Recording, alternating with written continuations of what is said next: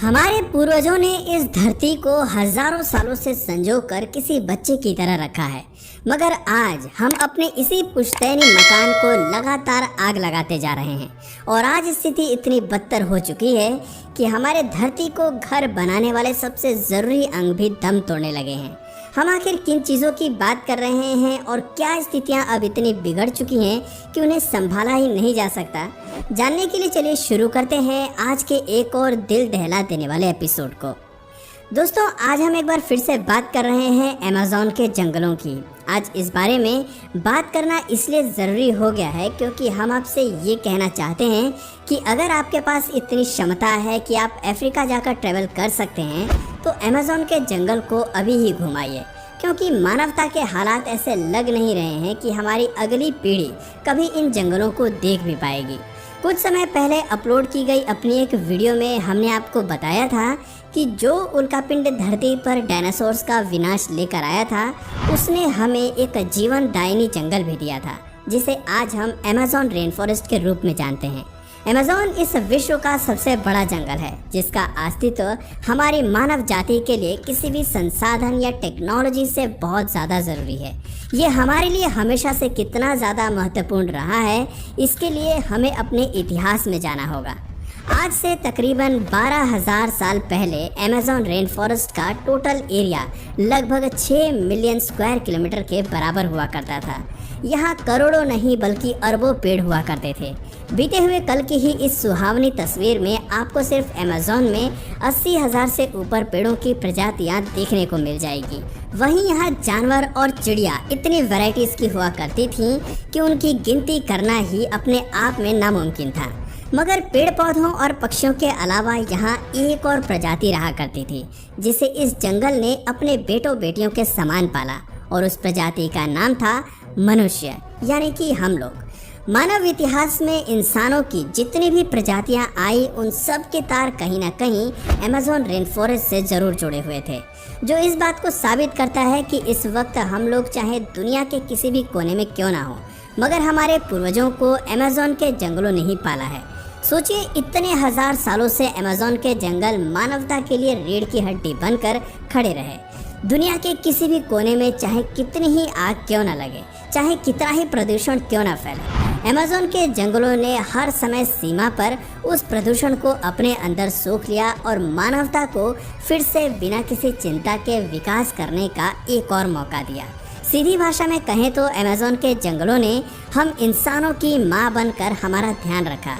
लेकिन वो कहते हैं ना कि जब संतान आगे जाकर अपने आप को माँ बाप से ऊंचा मान लेती है तो ना सिर्फ माँ को तकलीफ उठानी पड़ती है बल्कि संतानों की भी सफलता, विनाश और जीवन की उल्टी गिनती शुरू हो जाती है। ठीक यही चीज़ पिछले 50 सालों से इंसानों के साथ हो रही है। जब तक हमें लगता था कि प्रकृति ही हमें पाल रही है तब तक हम अपने आदर्शों से जुड़े रहते थे और तब तक हमने इन जंगलों को पूरा सम्मान दिया, या कड़े शब्दों में कहें तो इसका इस्तेमाल किया। लेकिन विकास के पहिए को घुमाने के बाद जैसे ही हमें ये भ्रम होने लगा कि हमारे अंदर ये घमंड पैदा होने लगा कि अब हम इंसान काफ़ी ज़्यादा विकसित हो चुके हैं और अब हमें प्रकृति की कोई आवश्यकता नहीं है, तभी हमने इतने सालों से हमें पाल रही माँ यानी हमारे जंगलों की ही बेरहमी से हत्या करनी शुरू कर दी। मनुष्य ने चंद आविष्कार क्या कर लिए, लोगों को लगने लगा कि अब वो सबसे सुप्रीम बन चुके हैं और वो सारे आदर्श और बातें बेबुनियाद हैं जिनसे उनके पूर्वज पले। टेक्नोलॉजी के नशे में चूर होने के बाद उन्होंने बिना सोचे समझे लगातार पेड़ों को काटना शुरू कर दिया, जिसकी चपेट से सबसे बुरी तरह ग्रसित हुए अमेज़न के वही जंगल जो सालों से हमारी सुरक्षा कर रहे थे। और इंसान आज घमंड में इतना चूर हो चुका है कि महज 6 दशकों में हमने अमेज़न के रेन फॉरेस्ट के 20% हिस्से को उखाड़ फेंका है, वो भी किस लिए? सिर्फ चंद हिस्से की ज़मीन पाने के लिए।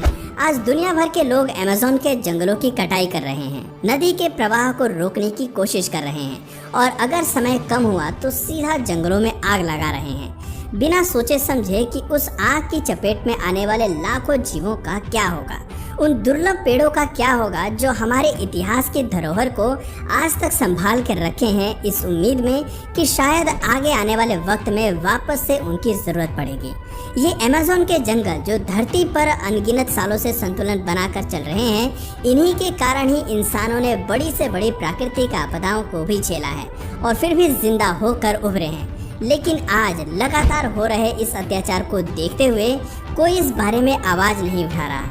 सब महाभारत के दरबार की तरह सिर्फ तमाशा देख रहे हैं और यही कारण है कि सर्वनाश के इस स्तर को देखते हुए वैज्ञानिक ऐलान कर चुके हैं कि अगर अमेज़न के जंगलों की कटाई नहीं रुकी तो 2050 से छठे मास एक्सटिंक्शन की शुरुआत हो जाएगी।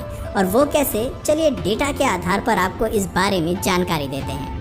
आज दुनिया भर में कार्बन एमिशन बहुत ज़्यादा हो रहा है, मगर पेड़ों की कमी के कारण उस कार्बन को एब्जॉर्ब करके ऑक्सीजन में बदलने वाले जंगल लगातार घटते जा रहे हैं। ऐसे में अमेज़न के रेन फॉरेस्ट कथित तौर पर पूरी दुनिया के तकरीबन 25% कार्बन एमिशन को एब्जॉर्ब करते थे और उनसे ऑक्सीजन प्रोड्यूस करते थे। मगर समय के साथ साथ कार्बन एमिशन रेट निश्चित तौर पर बढ़ता जाएगा, इसमें कोई शक नहीं।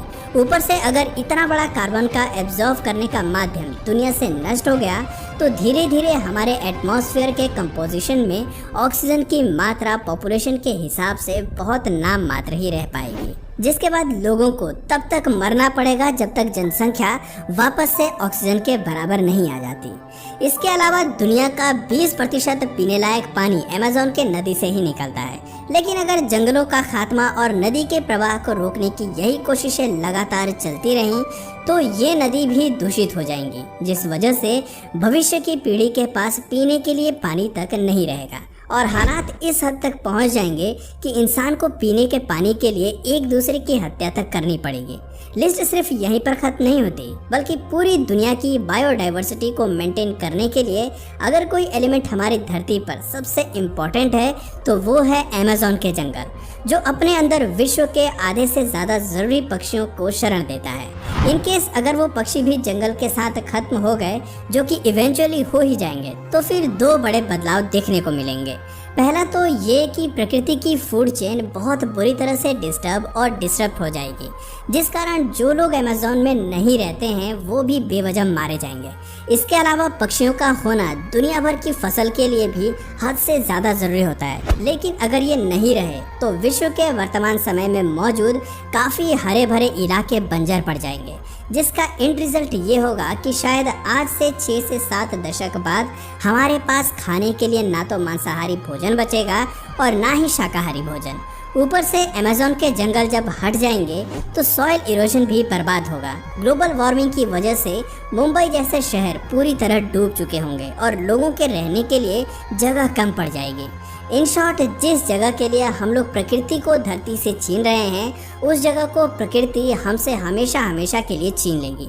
आज अमेज़न के जंगल सैकड़ों आदिवासी जनजातियों के लिए हजारों सालों से उनका घर है, जिनकी मुलाकात कभी नए युग के इंसानों से हुई भी नहीं। तो बस हमारी दरख्वास्त है उन सभी लोगों से कि अपने स्वार्थ के लिए कम से कम इनका घर तो न छीनिए, क्योंकि मानव इतिहास का कोई भी विकास इतना ज़रूरी नहीं हो सकता कि वो प्रकृति और इंसान के जीवन से भी ऊपर आ जाए।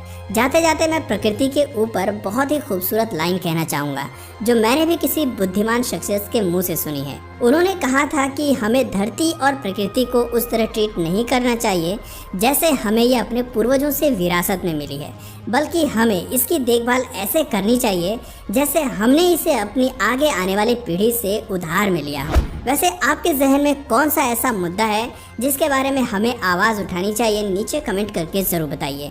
और अगर इस वीडियो से आपको कुछ नया जानने या सीखने को मिला या फिर इंटरेस्टिंग लगा तो प्लीज़ इस वीडियो को एक लाइक करके अपने फ्रेंड्स और फैमिली में इसे ज़रूर शेयर करें। और यदि आप इस चैनल पर नए हैं तो प्लीज़ इस चैनल को सब्सक्राइब करके बेल नोटिफिकेशन आइकन को ऑन कर लीजिए, ताकि हमारे आने वाले वीडियोज़ आप मिस ना करें। मिलते हैं फिर किसी वीडियो में नए टॉपिक के साथ।